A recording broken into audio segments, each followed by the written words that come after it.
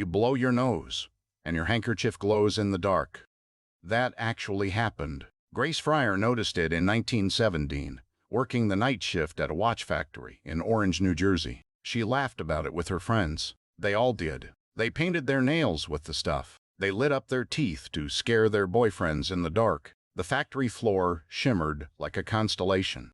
Nobody told them what the glow meant. The men in the offices knew. They wore lead aprons to work. They handled the material with tongs. But on the factory floor, 300 young women were told to put the paintbrushes in their mouths. By the time Grace understood what was happening to her body, her teeth had started falling out, her jaw had started to dissolve, and the company that poisoned her was spending thousands of dollars to make sure no one found out. This is the story of the Radium Girls. The year is 1917. The United States recently joined the First World War. Grace Fryer is 18 years old, with 2 brothers shipping out to the front. When she hears about the dial painting position at the United States Radium Corporation in Orange, New Jersey, she takes it. It's not just any job. Dial painting is considered the elite job for poor working-class women. It pays more than 3 times the average factory wage. The women who land a spot at USRC rank in the top 5% of female earners in the country. They are proud of this. They dress well. They go dancing after shifts. They are not desperate workers. They are young women with money and futures. The work itself is delicate. Each woman sits at a long table with a rack of tiny watch dials in front of her. She mixes a small crucible of paint, water, glue, and radium powder into a substance that glows a cool greenish white. Then she loads a fine camel hairbrush and traces the numbers onto each dial face. The brushes lose their point after a few strokes. So, to keep a sharp tip, the supervisors have a technique. They call it whip, dip, paint. You put the brush between your lips. You dip it in the radium paint. You paint the dial. You repeat. Each dial earns a penny and a half. A fast worker can do 250 dials a shift. The women ingest radium dozens of times per hour, every shift for years. Here is what the United States Radium Corporation knew when they hired Grace Fryer and her 300 colleagues. They were aware of the dangers of radium. Their own scientists were aware of it. The plant's chemists operated behind lead screens. They wore masks and tongs. The medical community had already received literature from USRC that described the injurious effects of radium exposure. Dr. Edwin Lehman, their own principal chemist, passed away from those symptoms by 1922. They knew, and they told the women it was harmless, that it was good for them, that there was nothing to worry about. Meanwhile, the first woman was already dying. Mollie Maggia had been an exceptional dial painter. She was the daughter of Italian immigrants, one of 4 sisters who all worked at USRC. In 1922, she had to stop work. It started with a toothache. Her dentist pulled the tooth, but the socket never healed. Ulcers opened in its place, seeping constantly, the smell unbearable. The next tooth started aching, so that one was pulled too. Then the next. Her entire lower jaw, the roof of her mouth, and parts of the bones of her ears became, in her doctor's words, one large abscess. She could no longer walk. Her body was failing from the inside out, and nobody could explain why. Her doctor sent her home with aspirin. The diagnosis was rheumatism. Then, on an examination in the summer of 1922, her dentist touched her jaw gently, and the bone shattered in his hand. On September 12, 1922, the radium that had been eating through Mollie Maggia's body reached the tissues of her throat. It dissolved through her jugular vein. At 5 in the afternoon, her mouth flooded with blood so fast her nurse could not stop it. She was 24 years old. Her death certificate listed the cause as syphilis. The company would use that diagnosis against her name for years.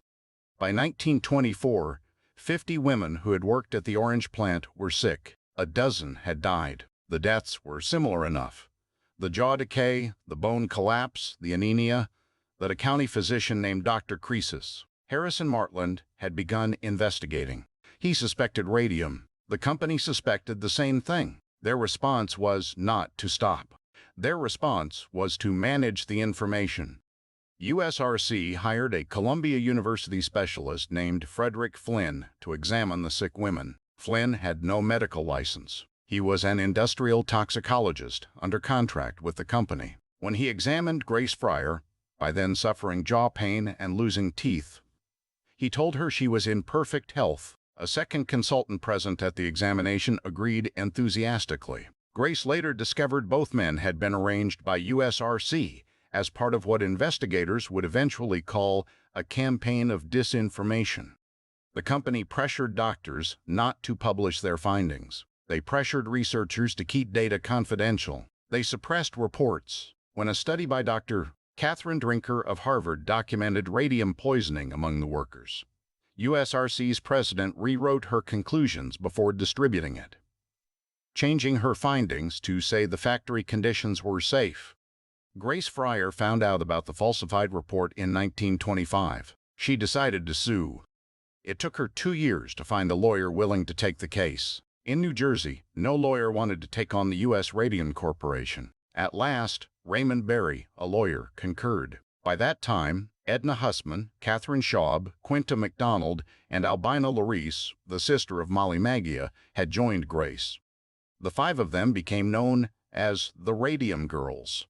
By January 1928, when the Radium Girls made their first court appearance, 2 of the 5 were bedridden. Not one of them could raise her arm to take the oath. The press covered every detail. Newspapers ran photographs. The public, seeing these young women, none older than their late 20s, destroyed by a disease their employer had concealed, were outraged. Headlines called them 5 women doomed to die. The women knew they were dying. They said so plainly. Edna Hussman told a reporter she just wanted to win so that us girls could have some of the comforts and joys of life before we go. USRC's legal strategy was delay. They filed continuance after continuance, pushing the trial back, knowing that time was on their side. If the women died before a verdict, the case could collapse. The judge adjourned the case to September. By then, Grace Fryer needed a full back brace just to sit upright. She had lost all of her teeth. The scientific evidence, when it finally came, was unambiguous. Dr. Harrison Martland testified to the radium poisoning. A physicist named Elizabeth Hughes, formerly of the National Bureau of Standards, measured the radioactivity in the women's breath directly. She testified that all workers and scientists who handled radium were warned about its dangers, and that the women at USRC had been warned about nothing. Unable to deny the evidence any further, USRC settled out of court. The Radium Girls agreed to a settlement on June 4, 1928, $10,000 each, payment of all medical bills, and a pension of $600 per year for the rest of their lives. Photographers were there as the 5 women signed the papers. They were smiling. Grace Fryer died in 1933, 5 years after the settlement. Most of the other women did not live long past it either. The radium they had swallowed in the 1910s and 1920s had a half-life of 1/600 years. It did not stop. Scientists discovered that radiation had penetrated every single part of Mollie Maggia's bones and flesh when her grave was dug up for testing years later. But the Radium Girls left something behind that outlasted all of them. Their lawsuit was one of the first legal cases in American history to establish that an employer could be held liable for occupational disease. Before them, companies could poison their workers and have no legal obligation to compensate them for it. The Radium Girls changed that. The case became a foundation for the occupational safety legislation that followed over the next several decades. Legislation that protects workers in factories, construction sites, and laboratories today. They knew they were dying when they filed suit. They did it anyway, not entirely for themselves. They knew the money would barely matter. But because they understood that if they won, the next group of women hired into a room full of something dangerous might actually be told the truth. The company that poisoned them is long gone. The legal precedent they created is still in force. And somewhere in a cemetery in Orange, New Jersey, the bones of the Radium Girls still glow.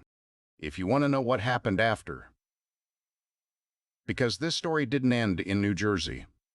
The cover-up continued. In Illinois, a second company watched everything unfold in New Jersey, knew exactly what radium did to the human body, and kept their women painting anyway. That's a different episode. Subscribe, and we'll get there.